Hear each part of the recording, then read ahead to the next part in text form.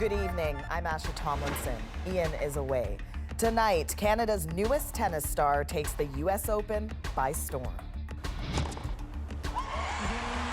Leylah Fernandez takes down titans of tennis in Flushing Meadows, her unlikely road to victory, and what comes next. Also tonight, on the brink of back to school for thousands of kids, the fourth wave surges. I'm very fearful that in a week or 2 weeks' time, Alberta's healthcare system is going to collapse. Plus, two leaders reverse course on issues dogging them on the campaign trail. As I've always said, the ban on assault weapons will remain in place. You have not always said that, sir. Obviously, this is a far from ideal situation. What both turnarounds tell us about the campaigns before a critical week. And Shang-Chi is a box office smash. Andrew sits down with Simu Liu to talk about the meaning of his moment. If you see yourself as a superhero, you could be anybody. This is The National.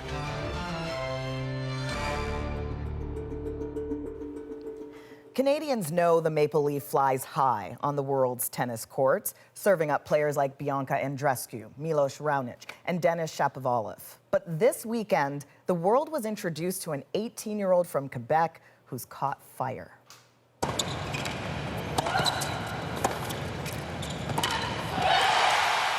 Leylah Fernandez is living the dream. Heading into the US Open, she was ranked 73rd in women's tennis, but oh, what a difference a few days make. Aaron Broman on the weekend, that's changed everything. The high of this moment may not have yet worn off. 5-7, 7-6, 6. Leylah Fernandez shutting down reigning US Open champion Naomi Osaka Friday, coming from behind to victory. At what point in the match did the belief come in that you felt that you could win against Naomi? From the very beginning, right before the match, I knew I was able to win. But she needed to focus for today's match. My whole team, my family, my fitness coach, my coach who's back home, they helped me and they told me to calm down, that it's only the third round. You still have Angie Kerber. She's a champion. Her game started strong and aggressive against the 2016 US Open champ, also a left-hander. The match pitted experience against endurance. Like Friday, she was down one and pushed a third set, held her composure, worked the crowd, and ultimately found the energy to win again. I looked at my box and I told them, you know what? I'm all good. I'm ready to fight. And then the crowd, they were amazing. They cheered for me, they helped me, and they fought for me. The 18-year-old hails from Laval, Quebec, but now trains in Florida. Father Jorge Fernandez, a former pro soccer player, coaches her and her younger sister Bianca. When Leylah was cut from a provincial development program as a young girl, Jorge put everything aside to become her coach, preparing his daughter physically and mentally to become a champion. I just tried to use all my trainings from back home. They told me to take it point by point. She faces Ukrainian Elena Svitolina, ranked 5th in the world, on Tuesday. But I'm just going to go on court, have fun like I've been doing the past few days, and hopefully you guys will all be there cheering me on. Thank you so much. And there's more celebration to come this long weekend. Leylah turns 19 tomorrow. Aaron Broman, CBC News, Winnipeg. Well, on this last long weekend of the summer, a wave of students are getting ready to go back to class, just as a wave of COVID washes over this country. And despite having more than 2/3 of the country fully vaccinated, despite a year and a half of struggle and sacrifice, more is coming. In mid-July, the country was reporting around 380 new cases a day. That's as good as it got. Just weeks later, that rate increased tenfold. And 3 provinces are ahead of that curve. BC, Alberta, and Saskatchewan combined represents less than 30% of Canada's population, but they're seeing 60% of both the country's case growth and COVID-19 hospitalizations. As Renee Filipponi shows us, already the strain in those provinces' hospitals is showing and adding urgency to a question facing a pandemic-fatigued country: how to respond. As university students settle in for the school year, these new roommates had one important question for each other. We asked each other if we were vaccinated before we moved in. UBC announced new rules this weekend. All students must have proof of their vaccination status or get regular tests. There's always a chance that someone might not comply with those rules, so that's probably the only thing I'm nervous about, but I'm pretty sure most of us will take it seriously enough. I think the young population at universities is typically pretty pro-vaccination, so I'm not too worried about that. The University of British Columbia says a vast majority of its students are vaccinated, but that is not the case everywhere. For the love of God, please get vaccinated now. Alberta is struggling to get a handle on this latest wave of COVID. Mandatory mask rules are back, and all restaurants and bars must stop serving alcohol at 10. But some worry it's too little too late. Hospitals are nearing capacity, and Alberta is looking out of province for nurses as staff are facing burnout. Healthcare workers, by and large, are exhausted. They're tired. They're taking mental health and stress leave. And this is a challenge that we didn't have in the other waves. And so I'm very fearful that in a week or 2 weeks' time, Alberta's healthcare system is going to collapse.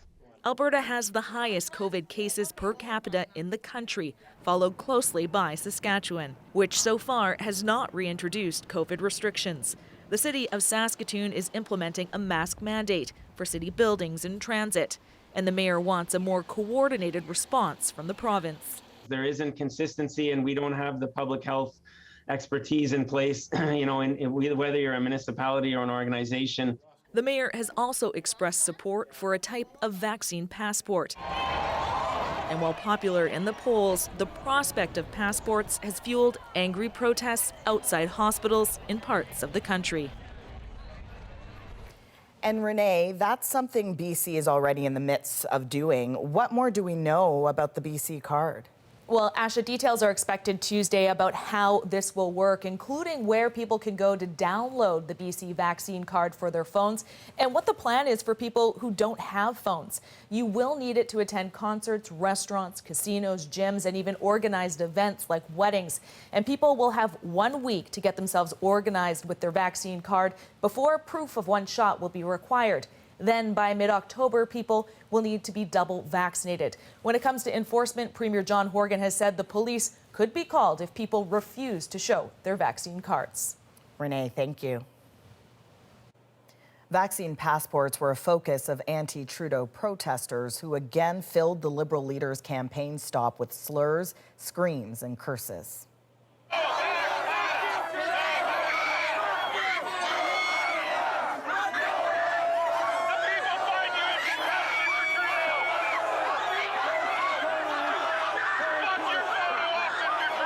Liberal leader Justin Trudeau was greeting people on a restaurant patio with a crowd of about 100 people chanting and shouting. The appearance lasted about 8 minutes before Trudeau got into an unmarked vehicle surrounded by security. The fourth wave of COVID is driving party leaders to explain how they would manage the virus. We know that there are people that they want to get vaccinated and they just need a little bit more information, have some questions. We need to make sure that we are reaching out to them. NDP leader Jagmeet Singh promised up to $1 billion to remove barriers to vaccination.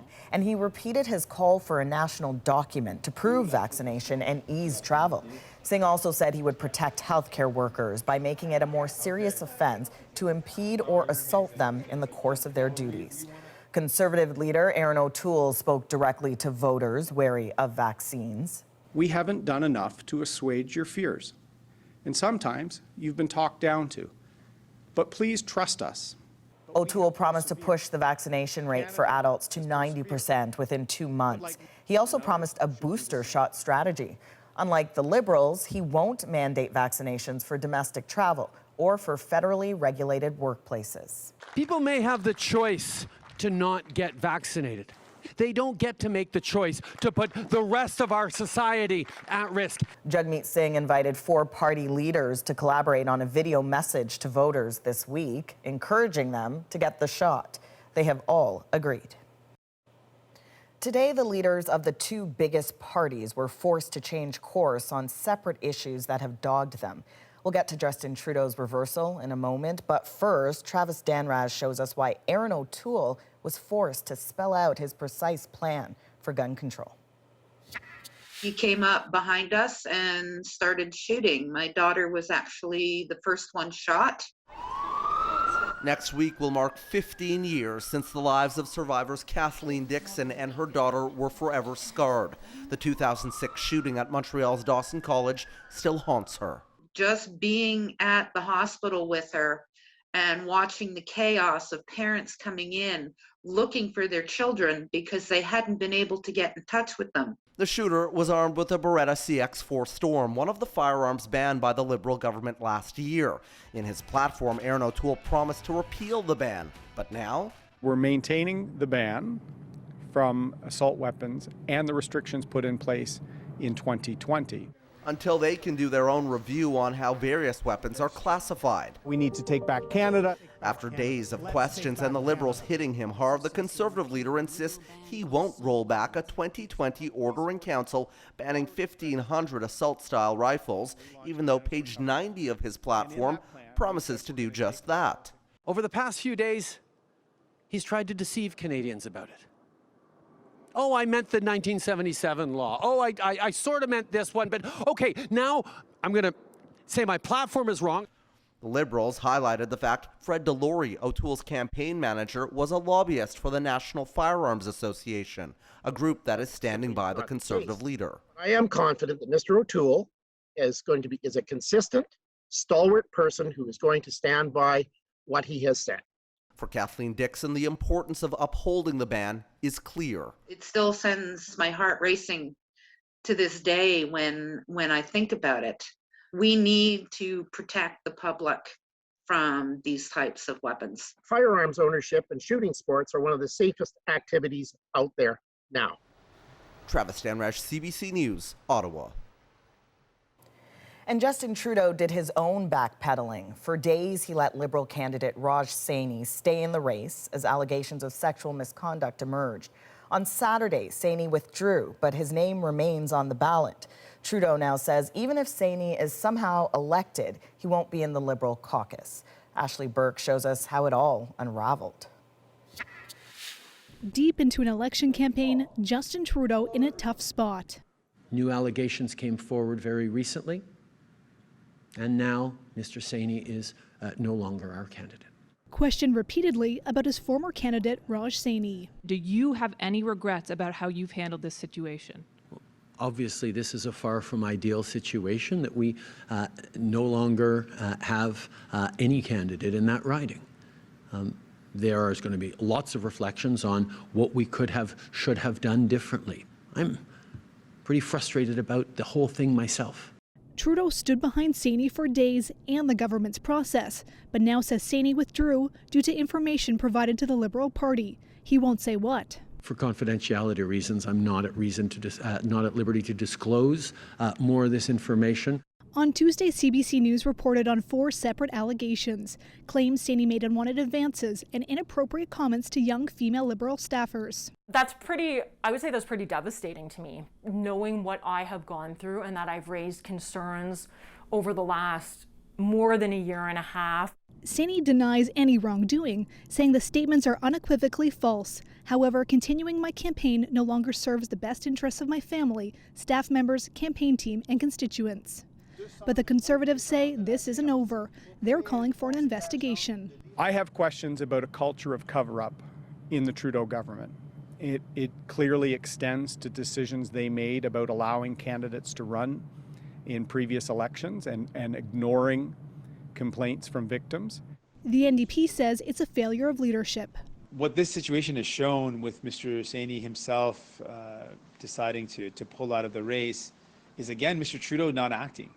This all comes at a pivotal time in the campaign. The leaders' debates later this week. Advance polls opening Friday. The Liberals now down a candidate and still facing tough questions. Ashley Burke, CBC News, Vancouver.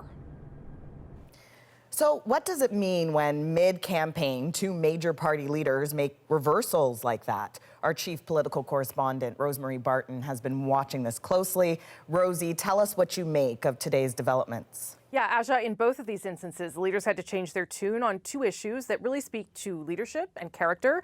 For the Liberal leader, a recognition from him days after CBC's own reporting on this issue that Raj Saini couldn't be a candidate anymore given the nature of the allegations against him. This is a problem for Justin Trudeau, given he said there's zero tolerance for this kind of behavior, and yet that seems to not be the case. And suggesting it's a failure of the process here, as Mr. Trudeau did, is probably not a good enough answer. For the Conservative leader, Aaron O'Toole, he's managed to contradict his platform and what he has previously said in leadership campaigns, and he now risks upsetting some gun owners, which are traditionally part of the Conservative voting base.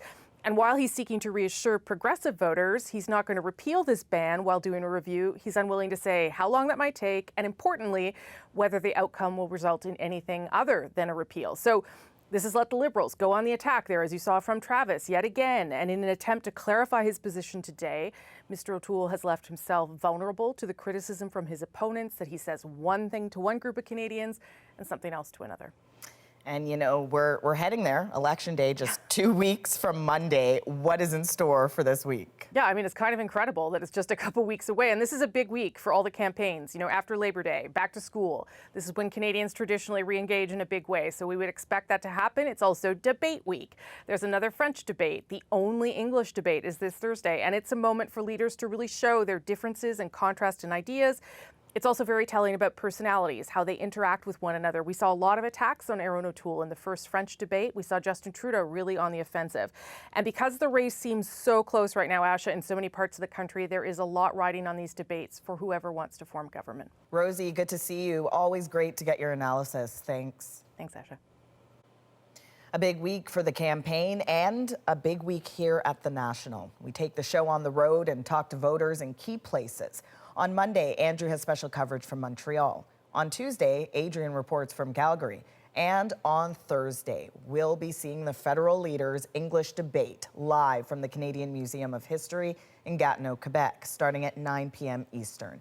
And watch for all the analysis on a special edition of The National with Rosemary, our CBC News team, and At Issue. With the election, certain issues can monopolize voter attention while others get lost in the shuffle. And that's exactly what the families of Michael Kovrig and Michael Spavor are afraid of. Rafi Boudjikanian shows us as they pass 1,000 days in detention in China, their families are not giving up. Michael Spavor's family has rarely spoken out during his detention. Today, they broke their silence. We hoped we wouldn't have to be here. Or certainly not in the same situation. But we're here, and it's important to mark this day. It has been 1,000 days since Michael Spavor and Michael Kovrig were detained by the Chinese government. Spavor recently found guilty of espionage and sentenced to 11 years in prison, while Kovrig still awaits his fate. The experience is heartbreaking most of the time. But I also try to remember that we're not alone in this. Hundreds braved the weather in Ottawa to march 7,000 steps, the same number Kovrig's family says he takes in his jail cell every day to keep his mind and body healthy. The two men's ordeals now also a subject on the campaign trail. This government, over the past 1,000 days, has put forward all the different range of tools that we have to put pressure on the Chinese government. We've got to do everything possible, everything we can. Our sanctions would be meant to highlight the fact that the two Michaels are in prison as diplomatic pawns. Stuck there while Chinese telecom giant Huawei executive Meng Wanzhou's case still makes its way through Canadian courts. The prisoners' loved ones only able to hear them over occasional holiday calls. He sounded good. He sounded strong. He was more worried about us. My hope is that once we get past the elections, this would be a top priority. The challenge for Kovrig and Spavor's loved ones: keep up the pressure in the middle of an election campaign without their voices getting lost in the politics of it all. Rafi Boudjikanian, CBC News, Ottawa. It's been less than a week since foreign forces officially withdrew from Afghanistan, and now the world waits and watches to see what Taliban rule will look like. This weekend, some troubling signs Carolyn Dunn explains. Domestic flights resuming under Taliban control. Images the Islamist extremists want the world to see. But up north in Mazar-e-Sharif, a very different story is unfolding. 6 planes have been blocked from takeoff by the Taliban, used, says one lawmaker, as leverage. This is really, Chris, turning into a hostage situation where they're not going to allow American citizens to leave until they get full recognition from the United States of America. A not-for-profit called Ascend Afghanistan says 600 people are on 2 of the planes, including U.S. citizens and many vulnerable people. The Taliban has denied their departure for 2 days.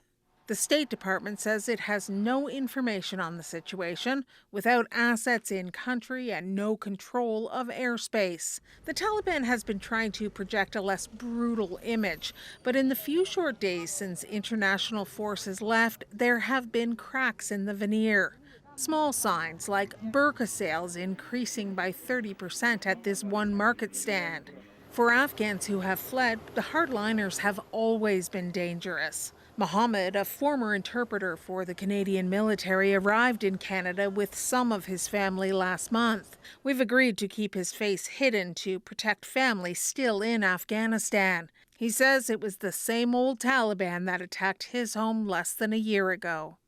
We shown the resistance, and at the result, I lost my youngest son, my father cousin, his son. 6 members of Mohammed's family were killed, the rest forced into hiding from the Taliban. We can't believe them because anytime they will find you, they will slaughter you, they will kill you. Mohammed has no doubt who the Taliban still is. They've shown him. Carolyn Dunn, CBC News, Washington. The suspect in a 5-day-long Amber Alert across Quebec has surrendered to police, and the 3-year-old boy is safe. Oui, je pense qu'avec le dénouement qu'on connaît présentement, l'ensemble de la population va pouvoir, je pense, recommencer à respirer. The alert was lifted last night after police found the pair inside a home in Saint Paul. That started a negotiation with the suspect, which lasted until he was taken into custody this afternoon. Police say the boy is now with his mother and is doing well. The sports world bids farewell to Tokyo as the Paralympics come to a close. Coming up, the athletes who shone on the international stage. Plus, the extreme measures to get ballots to Canada's more remote locations. Ship, truck, plane. I would go so far as to even say skidoo if necessary. And it's time to show the world who I really am. Shang-Chi smashes the box office and breaks barriers. I think something special happens when you see yourself as a superhero. We're back right after this.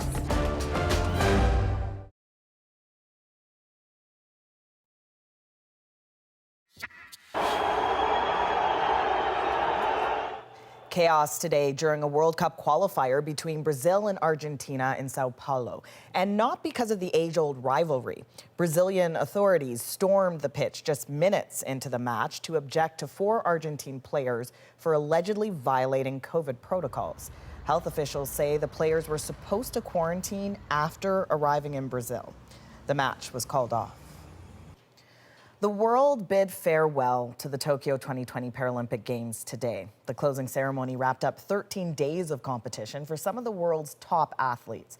As Lauren Pelly shows us, it was a long road to Tokyo for some of Canada's stars, but they've now got a new generation looking up to them. Fireworks lit up the night sky over the Olympic Stadium as Paralympians celebrated their triumphs. Brent Lakatos, a wheelchair racer from Quebec, carried Canada's flag just hours after placing 4th in his first Paralympic marathon and after winning 4 medals earlier in the Games. Just to be up there is a great honor and something I never thought I'd be able to say. It was Canada's lowest medal tally at a Paralympics since 1972, but 16 Canadian athletes still snagged spots on the podium, winning 21 medals in total. Could be the Canadian, though. It is Paralympic record. Many of those wins were in the water, including both a gold and silver for New Brunswick's Danielle Doris, and 5 podium appearances for Quebec's Aurélie Rivard, one of Canada's biggest swimming stars. She struck gold in the 400-meter freestyle, smashing her own record by 5 whole seconds. The celebration extra special after pandemic delays on the road to Tokyo. I feel very grateful because we almost didn't have that. On the track, Marissa Papakonstantinou had sprinted to a bronze in the 100-meter dash, setting a new personal best and putting on a show for fans in her hometown of Toronto. This young athlete, a hockey player who dreams of playing for Canada one day too. It's been really neat to watch the Paralympics and just see all the amazing athletes and see all that they accomplished, because it really just makes you think oh, you see them and maybe one day, maybe one day myself or any of the other kids might have the chance to do that. So it's really, really cool to watch. The next Olympic and Paralympic Games start in just 5 months in Beijing. Lauren Pelly, CBC News, Toronto. Canada's newest Marvel hero is a box office smash. I must stop him. Hell yeah. But for Simu Liu, the road to stardom wasn't always an easy one. I'm gonna throw all of that away, and by the way, all the money that you invested in my education to be an accountant, and I'm just gonna do Bell commercials. Andrew's conversation with the superstar behind those superpowers next.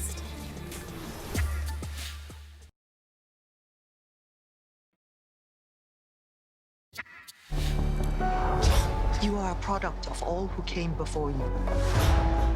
The legacy of your family. An incredibly successful start for Marvel's latest superhero flick on what's a typically quiet weekend for Hollywood. Shang-Chi and the Legend of the Ten Rings has opened in theaters to some rave reviews, and it's already smashed Labor Day box office records. Shang-Chi is also breaking barriers. The movie has a predominantly Asian cast, starring Canadian actor Simu Liu. Andrew recently spoke with him here in Toronto about dismantling Hollywood stereotypes and inspiring generations to come. Is this what you wanted? Shang-Chi and the Legend of the Ten Rings, Marvel's first superhero flick with an Asian lead. It's a major milestone and a big roll of the dice, screening only in theaters for the next month and a half. Will people watch in a pandemic? Welcome back, movie lovers. I got a couple of people to say hi to. But beyond opening day jitters, you'll find a man who's been laying groundwork for years, playing Jung on Kim's Convenience, honing his martial arts and stunt work, plus a prophetic tweet or two. Who are you? I met up with Simu Liu in Toronto to talk about how he's cast a mold for generations to come. Simu, long time no talk. How you been? It's yeah, some things have changed since the last time that we sat down. Yeah, you're kind of a bigger deal now, huh? It's a full circle moment. I remember sitting down with you on the set of Kim's Convenience days after I had gotten announced at Comic-Con and talking about what a whirlwind that was, and here I am now. Saying the same tune. It's a whirlwind. It's still a whirlwind. The whole 2 years has been a whirlwind. Well, and even funny enough, even since our last interview in the actual convenience store of Kim's Convenience, we bumped into each other. It must have been several weeks ago. On Front Street, just randomly downtown I was just Toronto. walking around, yeah. And I remember asking you about how surreal it must have been to see the trailer for the movie.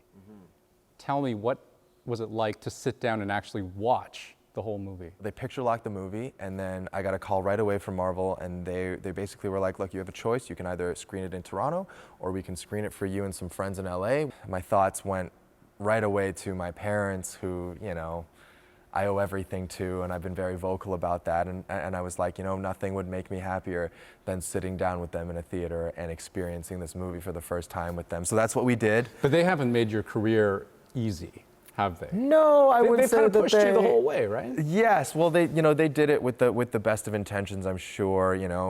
For parents like ours who immigrated to a new country and fought so hard to have stability for the family, I think it felt like a bit of a slap in the face for their kid to be like, I'm gonna throw all of that away, and by the way, all the money that you invested in my education to be an accountant, and I'm just gonna do Bell commercials. and one-liners on TV shows. They were like, what? Like, what is your plan? Where is all this coming from? I mean, I'm sure it was a lot for them to take in. So thankfully now it's finally gotten to a point where I'm able to provide that sense of stability back to them. But a lot of people won't know that even during your time on Kim's Convenience, your parents weren't entirely convinced, right? That even despite that success. And so it kind of makes me wonder, okay, now you've had this. Yeah. Does that kind of seal the This deal? is a little bit bigger. I think it was the, what really sealed it for them was like seeing all of the Chinese news outlets, the Chinese language posters and all of that marketing come out. I think it just kind of really opened their eyes to just how global of a phenomenon Marvel was and just how much of a deal it was to be a part of one of their franchises. Speaking of the wave that's behind you, have you seen this clip? Do you know who this is? That is Mr. Donnie Yen, yes, of course. Have you seen this clip? I believe I have, yes. Let's just play it for you. Yes. Okay? Continue to strive to represent Asian. I'm Chinese, I take pride of my origins. I think that opportunities in Western filmmaking should be fair and equal. I look forward to see that film. So, first of all, here. So he said he's going to watch the movie. I think that's what I got. That was that was what I got out of the whole thing. Have you? By the way, have you seen Hero? Of course. It's one of my favorite movies of all time. Yeah, huge martial arts movie. It must have been from 20 years ago. Yes, nearly. Donnie Yen. That chess courtyard scene. Of course. He's in it. Your co-star. Tony Leung. Yes. Tony Leung is in there. My favorite scene in the entire movie, which is Tony Leung's character, Jet Li's character, dueling. In the air, dancing across this like pond. But you know what? There are so many fewer degrees of separation now between you and those guys that you and I both grew up watching. So when you hear someone like Donnie Yen say the kinds of things that he's telling you and that he's going to watch the film, what does that actually mean to you? I mean, I think it validates a lot of my dreams and aspirations that I've had for forever. And I think it was so wonderful hearing him say, don't forget your heritage, your roots, your parents' story, and carry those things with you as you ascend. And I hear him, and I plan on it. I know a lot of grown-ups who want to see this movie. Mm-hmm. I also know a lot of kids who want to see this movie. And that's kind of important here too, right? Because, I think of Black Panther, right? Comparable thing where a lot of kids got really excited to see that. And it occurs to me that this is kind of, an opportunity for Asian representation because it's a superhero flick, right? That may not have presented itself necessarily in quite the same way with a movie like Crazy Rich Asians, which would have been for a different age group, definitely, perhaps, definitely. Right? Like, what's your sense of that when you think of the younger kids? Well, I think of what superheroes meant to me when I was a kid and when I was younger. They were all I cared about. I was obsessed with superheroes. I mean, just this idea. I mean, first of all, I was a misfit kid. Son of immigrant parents, struggling to fit in. You were the good kid. You were doing all your homework. I was socially awkward, to say the least. That being said, not seeing myself ever reflected in that way also affected me. And I think made me feel like I never played for the home team. Like I was never at home in any space that I occupied, whether it be at school or out in public with my family. We were always treated like we were visitors. I think something special happens when you see yourself as a superhero. I think superheroes represent hope. If you see yourself as a superhero, you could be anybody. And if you don't see yourself as that, if you see yourself as the side character, as a stereotype, then maybe you internalize what that is and you internalize the way that the media views you and you allow that to color your sense of self-worth and self-image. I got to ask you about Kim's Convenience. Huge milestone moment, right? For comedy in Canada, absolutely. For Asian representation in this country. but it ended in a really complicated way. Did that show live up to its potential? What was it missing? What was its legacy? If you were to ask me if I was proud of each and every single episode, of coming to work every day and getting to work with Jean and work with Paul and Andrea and Andrew and Nicole, I would say 100% yes. It gave me great pride, and I'm very proud of everything that the show has accomplished. I'm proud of the fact that families still will, approach me, will approach us on the street and talk about how Kim's Convenience brought the entire family closer together. If you were to ask me if I felt like the show lived up to its full potential, I would say no. I would say, I wanted so much more out of all of our characters, out of our stories. I wanted to tell the stories that that reflected my life and my experiences, and I felt like there was just such a missed opportunity. I have time just for one last question for you. Without spoiling anything in the movie, one line that really sticks out to me, as I'm sure it might have stuck out for you, is the one about the trajectory of your character in the movie. It will be like nothing you have ever experienced. Your life will never be the same. And I was wondering if that character was talking to Shang-Chi or to Simu. That character was talking to both of us, and when I was on set shooting that scene, I remember getting chills. There was a sense, even when I got the call from Kevin Feige, all those moons ago, and a sense, at the premiere on Hollywood Boulevard, when I walked down the red carpet with my parents, that nothing would ever be the same, and I'm still very much feeling that. Simu, congratulations. Thank you, Andrew. Seems like such a great guy. He deserves all the flowers, right? Congratulations on a box office hit, Simu. Next on The National, some restaurants are struggling to find workers, but help in one BC community is coming from an unexpected place. Has it changed the way you approach restaurants? I think I'm going to tip more. Coming up, why a group of customers volunteered to get behind the grill.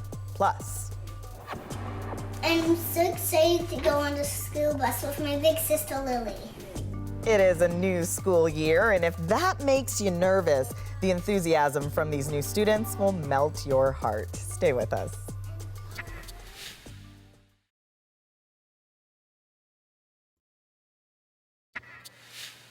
Welcome back. We won't know the results of the federal election until later this month, but one thing is for certain now. The ability of Canadians to vote is sacrosanct. It's been a challenge Elections Canada tries to meet, sometimes in unusual ways. David Common shows us how. You've got to qualify as isolated if your groceries need to be delivered by helicopter. And with an election on the horizon, these supplies will soon be joined by a ballot box, ferrying election workers to remote light stations on the West Coast, like this flight in the last election. No roads out here, barely any people, but just one of the many extraordinary measures to ensure Canadians everywhere can vote. I can't imagine that we ever voted on a day that had any significance. It's when the chopper gets in. We got on the phone with Janet Epscorn. She and her husband have been light keepers for over 40 years, and she's grateful she can vote where she works and lives. It's easy to forget what privilege you have, but I appreciate the cost and effort that goes into something like that. It means a lot. Making sure the isolated can vote, Carrie Fedosenko, Elections Canada returning officer in Esquimalt, who plans out each poll at those 27 light stations, with backup days in case of fog or bad weather. We send a team of 2 service agents, and they'll be flying with the Coast Guard helicopter, and they'll be gone for about 5 days. And they visit 27 light stations in those 5 days, and let the light keepers vote. The rest of us will have a different election too, not like this anymore. Instead, plastic barriers, disposable ballot pencils, and more coming. Every election is unique in a number of ways, but this one may be a bit more unique than others. With a country as vast as Canada, helicopters have been used for years. In the past, kitchens in homes served as polling stations, battlefields too. whatever it takes, really. And when you compare that to anywhere else in the world, it really goes to show how much we care about that right to vote in Canada. So this is the poster we created. Jean-Pierre Kingsley served as the country's chief electoral officer for 17 years, and getting ready for E-Day means being prepared for just about anything. And then you say, okay, if the weather is such or if something happens and that cannot take place, what is my next fallback? Ship, truck, plane, you know? I would go so far as to even say skidoo if necessary, okay? But you've got to get that material there to allow people to vote. Sometimes ballots have been delivered by all-terrain vehicle. People also bring their pets to polls, this one from 1957. Elections Canada still has this parachute, many decades old. Others like it were dropped into logging camps and remote spots to tell people an election was coming. Considering people in some other countries walk for days to cast their vote, Canada is in a very different situation. A mammoth effort to ensure even those most isolated can vote if they want to. David Common, CBC News, Victoria. Businesses gearing back up after pandemic shutdowns are dealing with a shortage of workers. But one tourist town in BC believes it's found a solution: retired seniors. And as Katie Nicholson explains, they're learning some new skills. Single burger. This isn't exactly how Jeff White thought he'd be spending his retirement. There's a hot pickle sauce here. But the former realtor is pushing pickles on the Sunshine Coast. All right. The popular tourist destination is struggling to fill jobs. Restaurants, even those offering more than minimum wage, You try tapping that one. forced to reduce hours or close altogether. And we thought, you know, we've got the time and we've got the energy, and why not volunteer and try and help them out through the summer months? And so they approached the Downtown Business Association. Next thing you know, we're working in the different restaurants, doing bussing, cleaning tables, food prep, and went from there, really. A few weeks later, and there are more than 20 retirees who have answered the call. I'm in food prep, and it's amazing how much work there is and the length of time that the preparation takes before it gets to the food to your table. Amazing. Has it changed the way you approach restaurants? I think I'm going to tip more. Working side by side with professionals who have tried for months to recruit staff. I come from a country where we lack jobs, you know, like it's not like there's jobs available and people don't work. That never happens. So for me, it's super strange, super weird that we're offering benefits, we're offering good pay, we're offering like a nice place, and all of us are friendly, I hope. But few, if any, takers. There could be many reasons for the labor shortage. Affordability in terms of housing, and then we've got immigration because of COVID, so we don't have those people that normally come here to work, seasonal tourism service industry. And it could possibly be something to do with the CERB, but we don't know. There's no data. So 866, does that sound right? What is clear, these seniors and their stopgap project making the difference between being open or closed. Oh, good, thank you. And they have been absolutely awesome, just amazing. So I'm so happy. But yeah, without them, it would mean that I would have to cut my menu or close my doors. And it's hardly a one-way street. While the volunteers are paid wages, which go directly to charity, the seniors are getting a different kind of payoff. I've actually picked up some cooking skills. Really? Yes, I actually have, which is a miracle. Do we get any tips? Well, I give them obviously the option to make a tip, but it all goes to some of the other staff in here, not to myself. A chance to serve not just a community, but a sector desperately in need of a helping hand. Katie Nicholson, CBC News, Sept, BC. Well, can you feel it? That back-to-school nervousness in the air. Here's an antidote. I'm going on the school bus my first time. Advice from the mouths of kindergartners next.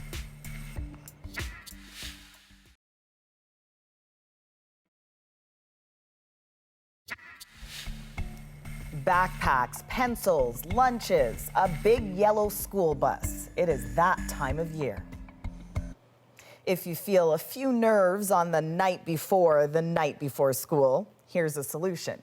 A collection of kindergartners from Newfoundland and Labrador share what they're most excited about as they get ready to start their time at school. I'm so excited to go on the school bus with my big sister Lily.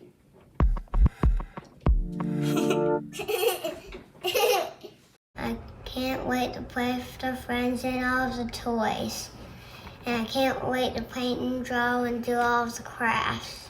I am going to go on the bus and I am so excited. I'm excited to go to school because I get to sit on the big girl bus with my sister. I'm going on the girl bus my first time.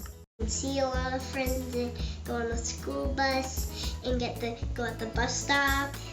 And I'm gonna bring my Batman book bag. I'm really excited because I'm gonna make more new friends and I'm gonna play and I'm gonna have lots of fun. Bye. Oh, so cute. I have a 3-year-old and he's excited about preschool, so he really wants to put on that backpack on the first day of school. Gotta love it. Anyway, good luck to all the students on your first week of school. That is the National for September 5th. I'm Asha Tomlinson. Good night.